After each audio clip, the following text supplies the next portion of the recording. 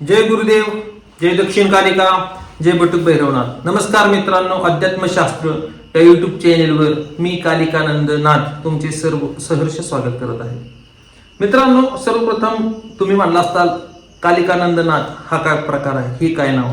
तर मित्रांनो, गुरु आज्ञेनुसार, गुरुच्या निर्देशानुसार गुरुनी मला आज्ञा दिली की तू देवीचं काम करतोय, तर आध्यात्मिक जगतामध्ये काम करत असताना तुझं जे गुरु परंपरेतनं प्रदत्त असं नाव आहे त्याच नावाने तू काम कर. तर मित्रांनो, हे तुम्हाला माहिती असेल नसेल मला माहिती नाही, परंतु काही भारतामध्ये असे काही संप्रदाय आहेत, काही परंपरा आहेत की त्या परंपरेमध्ये गुरु शिष्याला पूर्ण अभिषिक्त करत असताना, दीक्षा देत असताना ते नाव देत असतो, शिष्याचे गुण लक्षणं इत्यादी बघून. तर मला कालिकानंद नाथ हे नाव दिलेलं आहे, तर इथून पुढे कालिकानंद नाथ या नावाने तुम्ही मला बोलू शकता. तर मित्रांनो, आजचा आपला विषय आहे, सर्वप्रथम पाठीमागे व्हिडिओ बनवायला फार उशीर होत होता, तर त्याचं कारण हे पाठीमागं तुम्हाला दिसतंय. हे देवीच्या मंदिराचं आपलं काम चालू होतं, देवीचं मंदिर बांधायचं होतं. त्या अनुषंगानं धावपळीमध्ये मला वेळ मिळत नव्हता व्हिडिओ रेग्युलर बनवण्यासाठी. पण आता इथून पुढे रेग्युलर व्हिडिओ बनवण्याचा अवश्य प्रयत्न करेन. व्हिडिओ बनवायला कधी कधी मला उशीर होतो, कारण की माझी स्वतःची सुद्धा उपासना साधना चालू असते, त्याच्यावर माझं जास्त लक्ष असतं. ते माझ्यासाठी अति महत्वाचं आहे. जर का माझ्या उपासनेत खंड झाला तर माझं हृदय व्यथित होतं, मला ते सहन होत नाही की आपल्या उपासनेत खंड होता कामा नये. त्यामुळे डिस्टर्ब जास्त झालेलं मला सहन नाही, चिडचिड होती मग माझी. तर मित्रांनो, व्हिडिओ बनवण्याचं कारण की आता इथनं पुढं जे चालू होईल विषय दीक्षेचा. गुरूंनी मला आज्ञा दिलेली की तू 10 महाविद्यांपैकी कुठल्याही महाविद्याची दीक्षा देऊ शकतोस, तुला ज्या महाविद्याची दीक्षा द्यायची तू ते देऊ शकतो, त्याचे पूर्ण अधिकार आम्ही तुला दिलेले. परंतु आपण सुद्धा आपल्या बुद्धीने सखोल विचार करून आपण जे काय ऑब्झर्वेशन केले, आपण जे अनुभव आहेत त्या अनुषंगानं प्रथम महाविद्या दक्षिण कालिकेची दीक्षा सर्वतोप्रथम आवश्यक आहे. कारण की ही देवी काली कुळाची कुलस्वामिनी आहे. याच महाविद्येची दीक्षा दिल्याच्या नंतर जर देवीला योग्य वाटेल तसे अनुभव जर ती पुढे देईल एखाद्या साधकाला आणि वारंवार जर काही लक्षणं आढळली, तर त्याच्यानंतर त्यांना पुन्हा बगलामुखी, तारा, छिन्नमस्तिका, त्रिपुर भैरवी, बगलामुखी नाही का इत्यादी ज्या बाकीच्या महाविद्येत त्यांच्यापैकी दीक्षाचं पुढं बघू आपण. पण सर्वप्रथम तर ह्या देवीची दीक्षा होईल.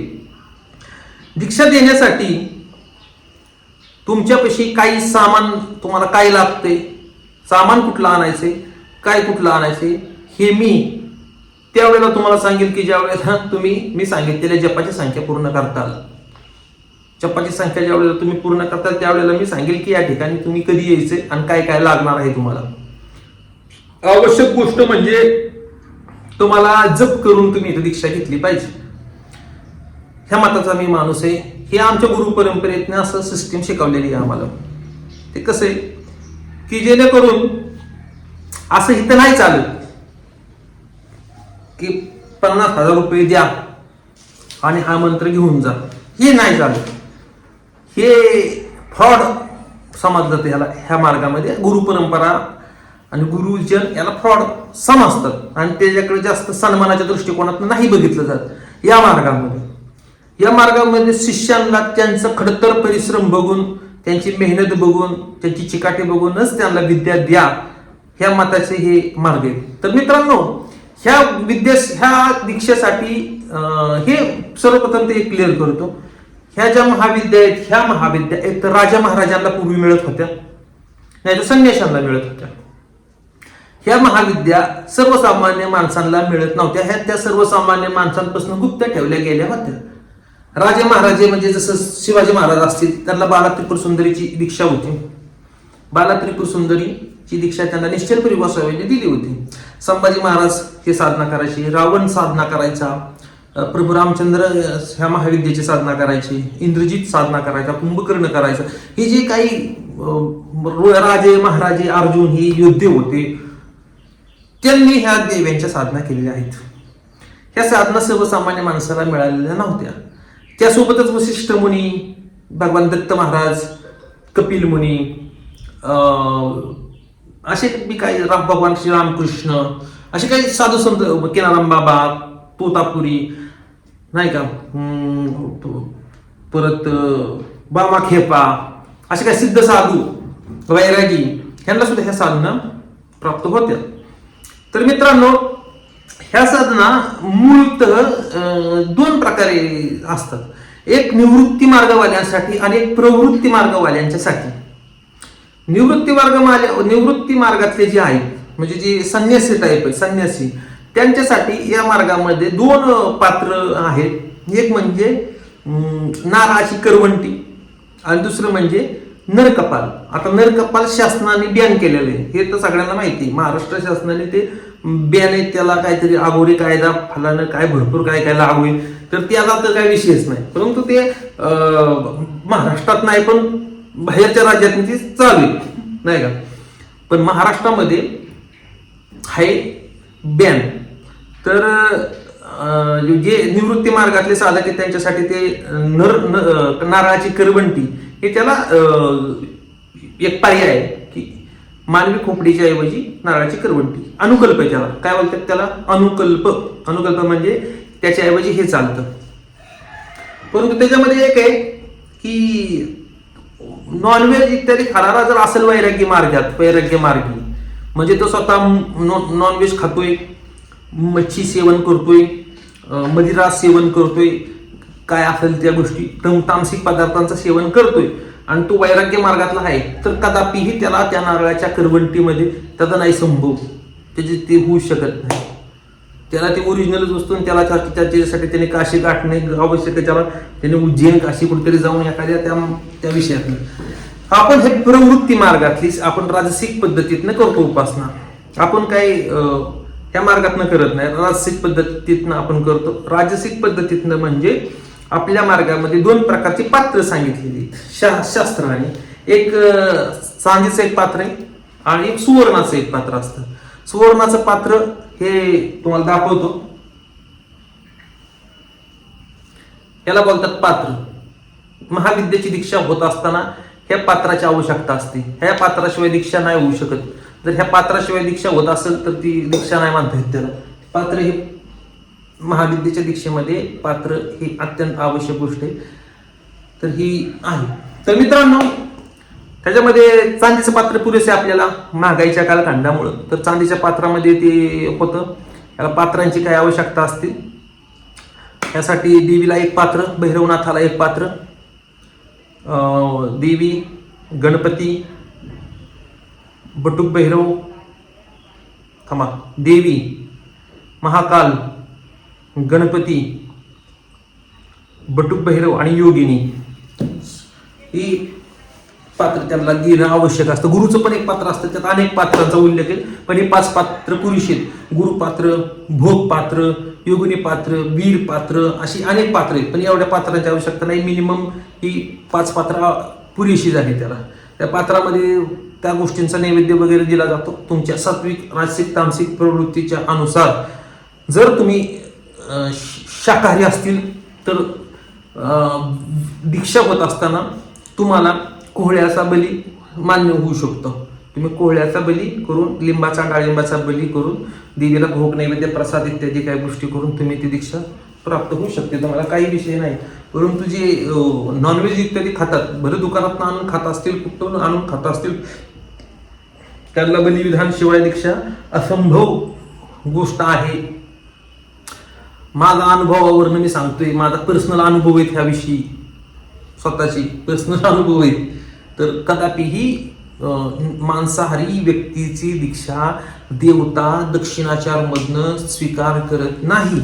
माझे अनुभव आहेत पर्सनली ह्या बाबतीत. कारण की मी अगोदर दक्षिण मार्गातनंच सगळ्या गोष्टी करत होतो, पण नंतर पुन्हा मला ते चेंज करून बलिविधान इत्यादी सगळ्या गोष्टी कराव्या लागल्या. कामाख्या या ठिकाणी जाऊन बली करावं लागली मला परत जाऊन. आलं लक्षात. तर कुठल्या शास्त्रात आहे तर हे दुर्गा सप्तशती, कालिका पुराण, भागवत अनेक ग्रंथात आहे. तर उल्लेख आहे. आणि सगळ्यात महत्वाचं गुरुचरणाशी राहून, साधू संतांची असंगतीत राहून, असं नाही लक्षात घ्या सगळ्यात मला साधू संत म्हणजे तुमच्या डोक्यात वैष्णव मार्गातले साधू संत असं नाही. शाक्त मार्गात सुद्धा साधू संत असतात, वैष्णवांच्यात आहेत तसे नाही का. शाक्तमध्ये सुद्धा साधू संत आहेत. सगळ्या धर्मात, सगळ्या जाती धर्मात साधू संत लक्षात घ्या. आता विषय दीक्षेचा तर तुम्हाला समजला. दीक्षेचा अजून काय राहिलाय का विषय?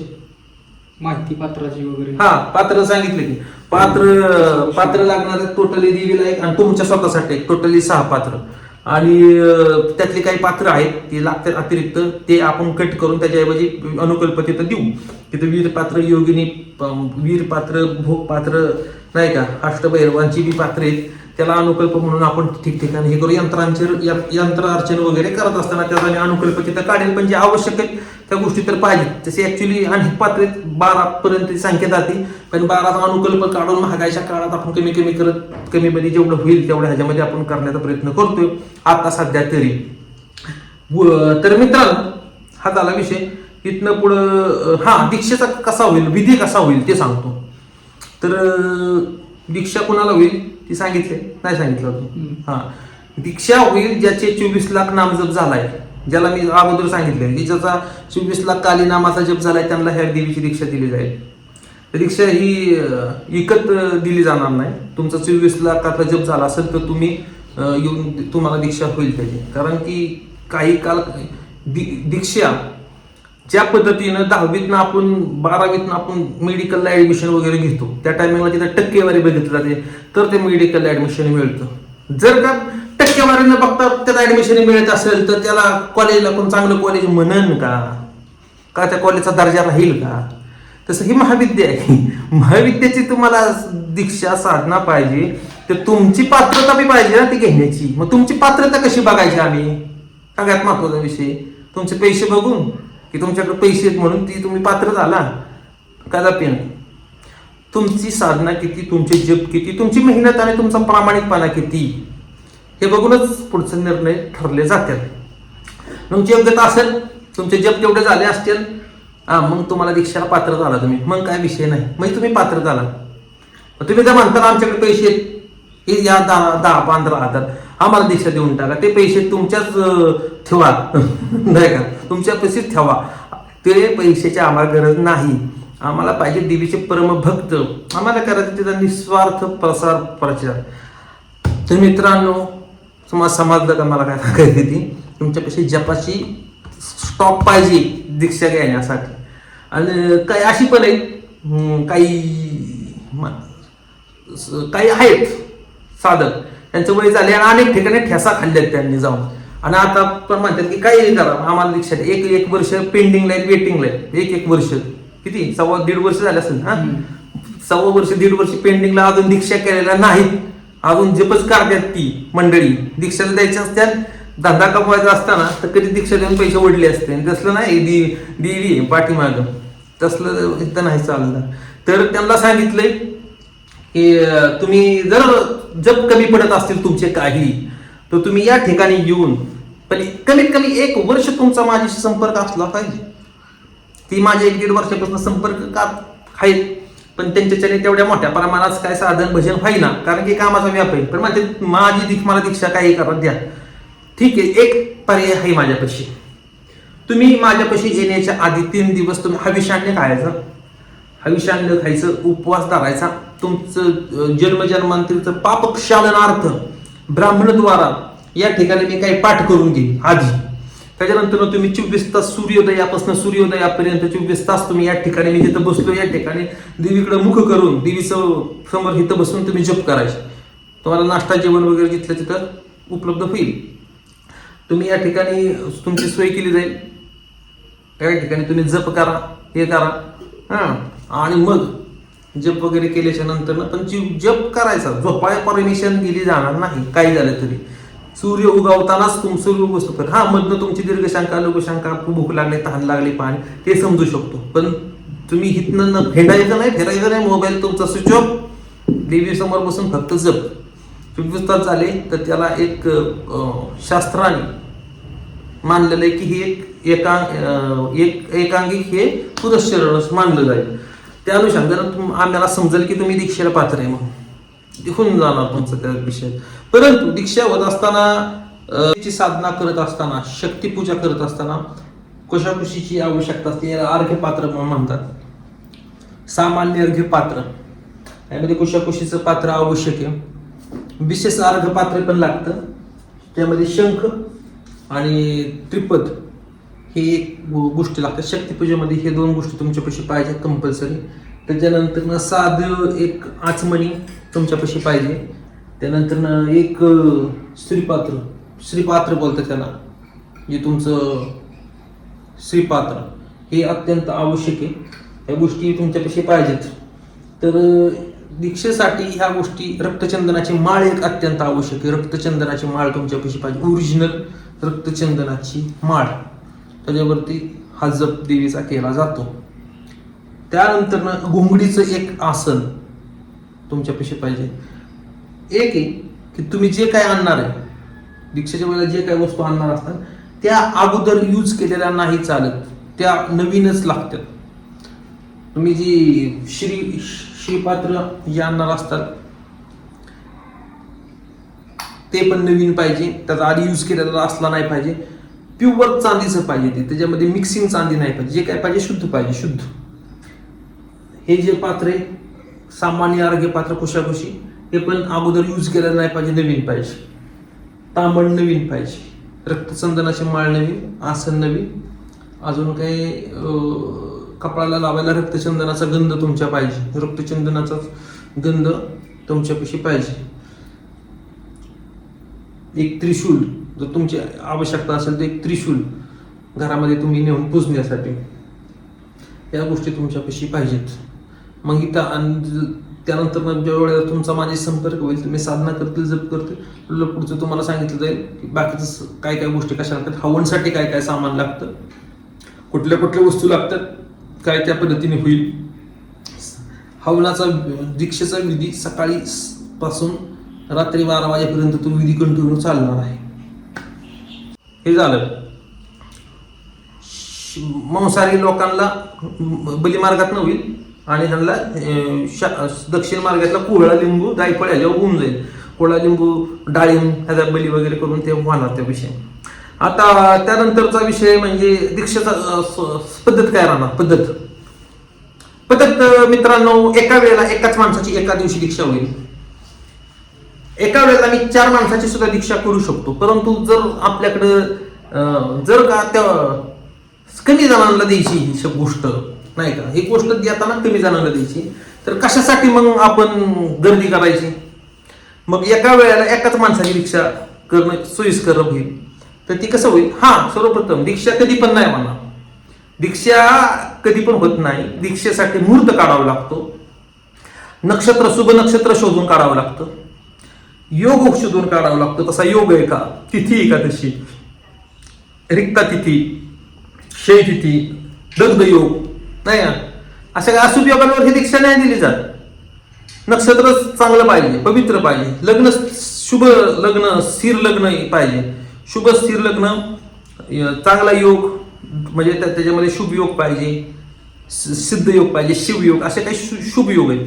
त्या योगावरती पवित्र दिवशी चांगलं शुभ नक्षत्र इत्यादी बघून, पूर्ण पंचांग शुद्धी बघून मग त्या टायमिंगला ती दीक्षा दिली जाणार. तर सर्वप्रथम पंचांग शुद्धी काढली जाणार, त्यानंतर दीक्षेचा दिवस ठरवला जाणार. या ठिकाणी सर्वप्रथम एक विधी आहे, तो महाविद्याची दीक्षा करण्यासाठी एक विधी आहे, एक वेगळ्या प्रकारे स्नान केलं जातं.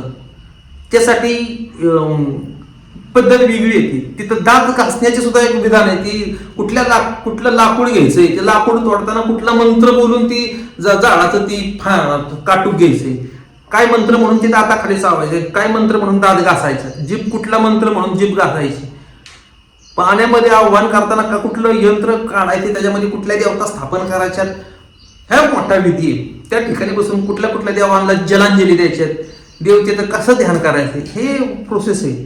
ती प्रोसेस पूर्ण झाल्यानंतर, स्नानाचा प्रोसेस झाल्यानंतर मग म्हणजे पहिलं स्नानाचं मंगल स्नान बोलतात त्याला, औषधी स्नान इत्यादी काही गोष्टी, तो पूर्ण विधी झाल्यावर त्याच्यानंतर ब्राह्मण मग दीक्षा होईल. दीक्षा झाल्यानंतर मग या देवीचा अभिषेक होईल त्या माणसाच्या व्यक्तीच्या हातने. दक्षिणाचार वामाचार जी काय त्याचा मार्ग आहे, म्हणजे तो ब्राह्मण असेल प्युअर शुद्ध शाकाहार आहे तर त्याचा त्या पद्धतीनं सात्विक बली होईल. नॉनव्हेज खाणारा एका क्षत्रिय घराण्यातला असेल, वेश्य घराण्यातला असेल, कुठल्याही जाती धर्मातला असेल तर त्याचं ते त्या पद्धतीनं वामाचारी बलिविधान होईल. त्याच्यानंतर या ठिकाणी हवन होईल. हवन झाल्याच्या नंतर त्याला मंत्र दीक्षेचं त्याला ह्या ठिकाणी बसून त्यांनी इथं बसून जप वगैरे करायचा. जप वगैरे केल्याच्या नंतर संध्याकाळी या ठिकाणी यंत्रार्चन होईल. देवीचं यंत्रार्चन होईल. यंत्रार्चन एक असतं. यंत्रार्चन झाल्यानंतर सहस्त्रार्चन होईल. सहस्त्रार्चन झाल्यानंतर रात्री चक्र होईल. ह्या सगळ्या गोष्टी होत्या प्रॉपर सिस्टीमनी, मन घडंग नाही, शास्त्राला धरून, गुरु परंपरेला धरून.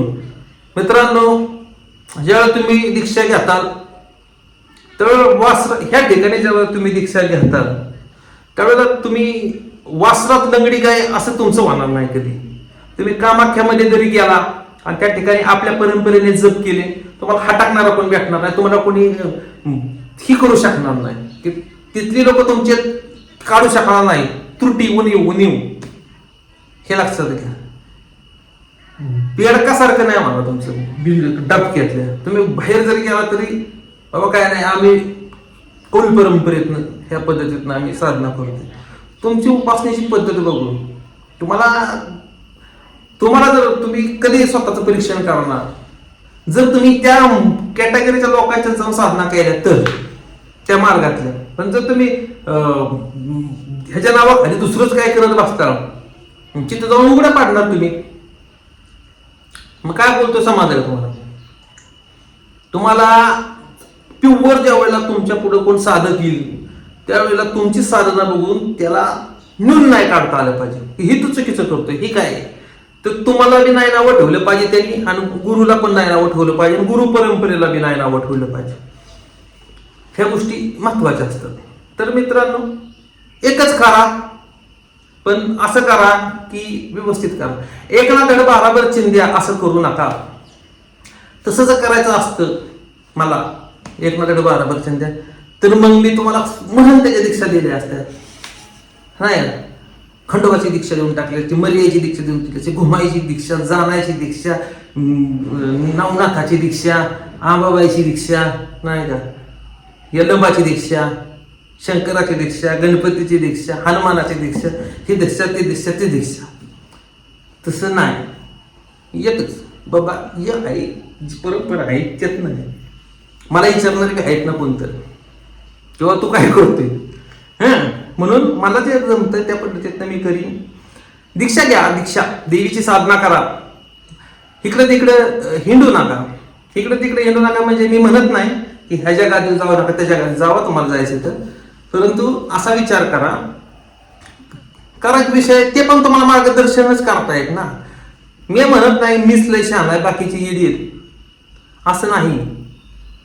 सगळीच करतात काम, देवाचंच काम करतात, सगळे देवाचंच काम करतात. ते पुण्यातली असू द्या, मुंबईतली असू द्या, दिल्लीतली असू द्या, कुठली बी असू द्या, माणसं देवीची साधना करतात, देवीचा प्रसार करतात, देवीचा प्रचार करतात. ते आपापल्या पद्धतीनं ते त्यांचं चालू आहे.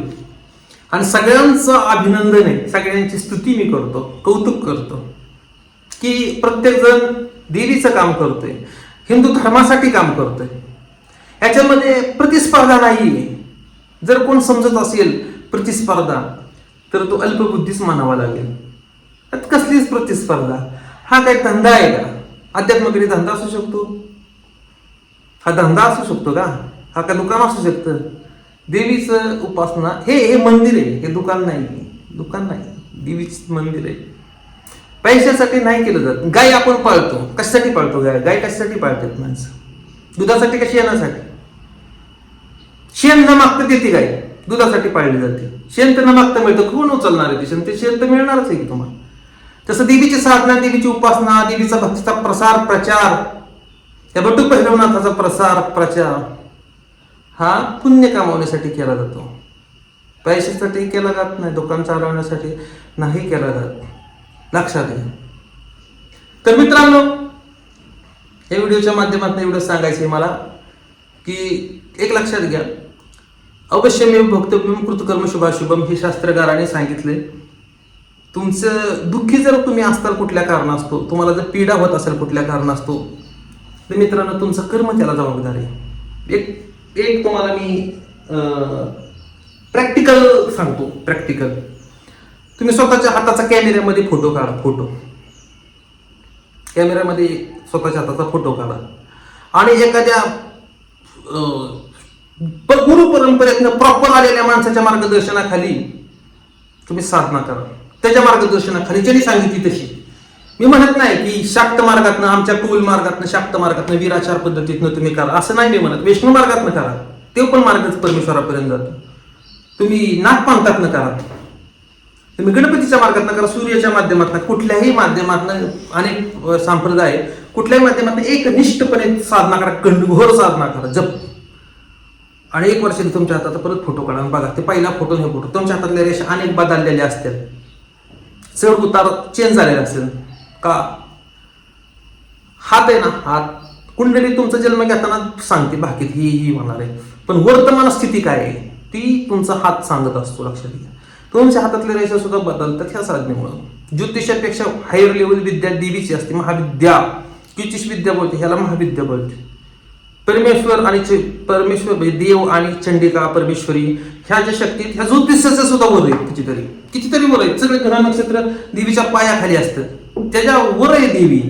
लक्षात घ्या, देवीची उपासना केल्यानंतर ग्रह मान बाधत नाही. पहिली गोष्ट तर देवीची उपासना ही सगळ्या प्रकारच्या दुर्योगावर रामबाण उपाय म्हणून मानली जाते. त्यांनी अनेक प्रकारचे दुर्योग नष्ट होतात देवीच्या साधनेने. नामस्मरण करा, साधना करा, जप करा, मंत्र जप करा, त्यांनी सगळं कमांड मध्ये येतं सगळं. हेच या व्हिडिओच्या माध्यमातून सांगू इच्छितो. हे लक्षात घ्या, प्रारब्ध तुमचे, तुम्ही घडवले, तुमच्या कर्माचं ते फळ आहे आणि ते तुमच्याच कर्माने नष्ट होईल. ह्याच्यासाठी तुम्हाला इकडे तिकडे हिंडण्याची गरज नाही. इकडे तिकडे हिंडण्याची गरज नाही. तुम्हाला कुळदैवत तुमचं नाही का? तुम्ही काय बोंबलत हिंडता इकडे तिकडे? तुम्ही करायचं साधू संतांच्या मार्गदर्शनाने ते वाचा ना, त्यांचे चरित्र वाचा, ग्रंथ वाचा. एक लक्षात घ्या, एक सगळ्यात इम्पॉर्टंट गोष्ट तुम्हाला सांगतो. सगळ्यात तुम्हाला कळणार कसं की मी त्याच्याकडे जातोय तो लायकीचा आहे का नाही? त्याचं उत्तर आहे, तुम्ही साधू संतांनी सांगितलेली त्यांची लक्षणं, चरित्र बघा. तुम्ही दासबोधामध्ये सद्गुरूची लक्षणं बघा. तुम्ही गुरुचरित्रात सद्गुरूची लक्षणं बघा. तुम्ही एकनाथी भागवत मध्ये चरित्रात मध्ये लक्षणं बघा. साधूची लक्षणं, ज्ञानेश्वर, कितीतरी ग्रंथ त्याची लक्षणं, हे लक्षणं मॅच करा ना. तुम्ही लक्षणं मॅच करा की बाबा हा व्यक्ती जळकुटा आहे का, हा व्यक्ती ब्रॉड माइंडेड आहे का, हा व्यक्ती क्षमाशील आहे का, हा व्यक्ती कसा आहे नाही का, अहंकारी आहे. या सगळ्या गोष्टी तुम्ही चेक करा. हा व्यक्ती साधक आहे का, लक्षणं चेक करा. तुम्हाला कळेल हा फ्रॉड आहे का, ओरिजिनल आहे का, डुप्लिकेट आहे. ह्या गोष्टी कळतील, ते अनुषंगाने मग तुम्ही पुढचा मार्ग. मित्रांनो, व्हिडिओ लय मोठा झालाय. तर आजच्या व्हिडिओला एवढंच बस. पुन्हा आपण नवीन एखादा विषय घेऊन पुन्हा आपण बनवूया नवीन व्हिडिओ. मी दिलेली जर तुम्हाला माहिती आवडली असेल तर तुम्ही चॅनलला लाईक करा, शेअर करा, सबस्क्राईब करा. जर ह्या देवीची दीक्षा घ्यायची असेल तुम्हाला प्रॉपर, तर तुम्ही माझ्याशी संपर्क करा. प्रॉपर दीक्षा दिली जाईल, प्रॉपर शक्तीपूजा शिकवली जाईल, प्रॉपर गुरु परंपरेतून शिकवली जाईल आणि अशी शिकवली जाईल की तुमचं हसू होणार नाही कुठल्या मोठ्या शक्तीपीठावर गेल्यानंतर. म्हणजे शक्तीपीठ म्हणजे मोठी शक्तीपीठ म्हणजे ती कलकत्त्याचं शक्तीपीठ, कामाख्याचं शक्तीपीठ, तारापीठचं शक्तीपीठ, बगलामुखीचं जे आहे स्थान, अशा मोठ्या मोठ्या ठिकाणी गेल्यानंतर तुम्ही तिथं जप साधन काय करायला बघता तुमचं टिंगल होणार नाही. एवढी गॅरंटी घेऊ शकतो की तुम्हाला तिथं पण हटकणार नाही की कच्च्या गुरुताची याला म्हणून तुम्हाला तिथं म्हणलं जाणार नाही. अशा पद्धतीचं होईल. एवढं आहे. तर मी दिलेली माहिती आवडली असेल तर लाईक करा, शेअर करा, सबस्क्राईब करा. धन्यवाद.